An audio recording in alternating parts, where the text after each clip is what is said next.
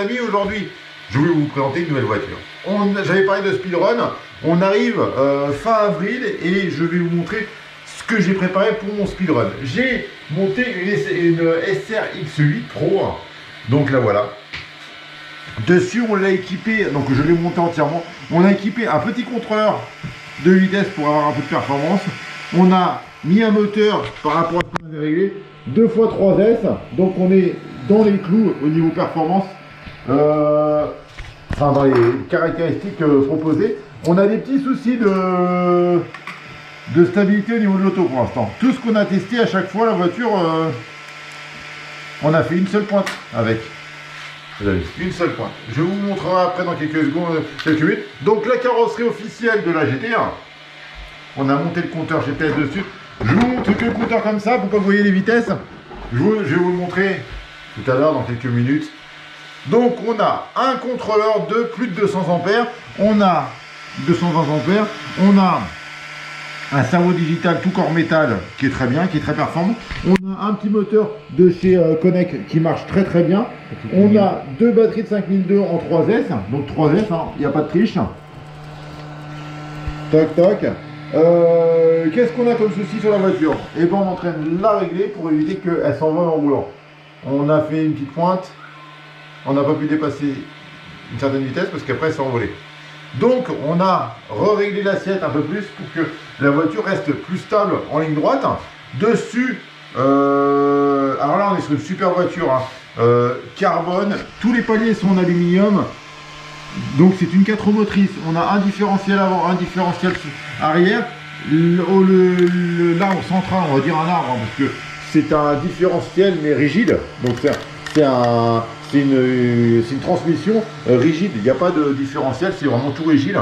Donc là, la puissance est bien répartie à l'avant, à l'arrière, il n'y a pas une perdition du tout. Dessus, on a réglé un peu l'assiette de la voiture, parce qu'on a fait le très peu de roulage. Alors il y a des cailloux partout, donc les cailloux tombent de partout. Le très peu de roulage, donc la carrosserie s'est envolée, la voiture s'est envolée. On a eu un petit accrochage, on l'a un petit peu bigorné par-ci par-là, on voit qu'il y a des rayures partout sur le devant de la voiture maintenant. Mais ça c'est le risque du métier, on va dire. Une carrosserie ça se refait, c'est pas méchant. Donc on a une direction très vive, très réactive pour faire du GT à l'avenir. La voiture marche le peu qu'on a roulé avec, ça marche plutôt bien. Moi ce que je vous propose, c'est de retourner sur notre petite piste d'essai pour faire un autre run pour voir. Donc pour l'instant, en ordre de vitesse, à 102 km/h, elle s'envole après. Alors, attendez, on va la mettre dans le bon sens, pour que vous puissiez lire. Donc 102 km/h, Garmin, compteur Garmin, sans triche toujours. Vous pouvez me faire confiance, chez moi il n'y a pas de triche. Si on atteint 102, c'est que la voiture elle fait 102. On repart sur la piste d'essai et on fait 2-3 allers-retours pour voir si on peut améliorer. Les accus sont plus chargés à fond, mais on va retenter comme ça, sans modifier le véhicule.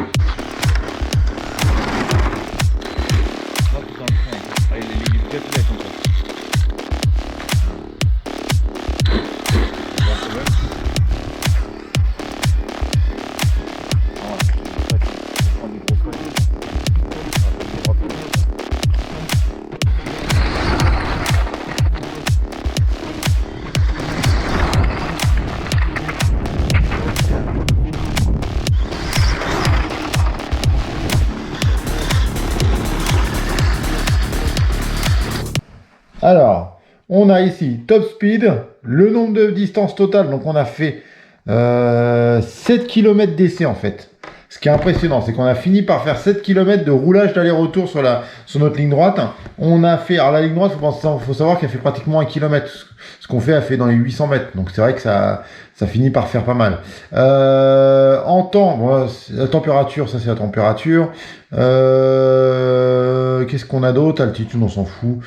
Voilà ce qu'on voulait savoir, c'est quand même les 150 km/h. On s'est repris à plusieurs fois, on est monté progressivement sur différentes vitesses.